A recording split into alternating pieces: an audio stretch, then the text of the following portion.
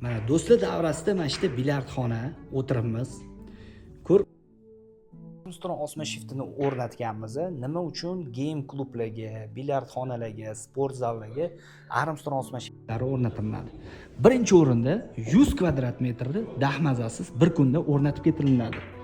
Gipsokartonni muammolar ko'p, vaqt ko'p ketadi. Pulni tejash uchun ham mana shunaqa Armstrong osma shiftini bir kunda o'rnatib olsanglar bo'ladi. Sizlar ham kvadratiga qarab turib. Bu joyi 3 soatda o'rnatib ketdik.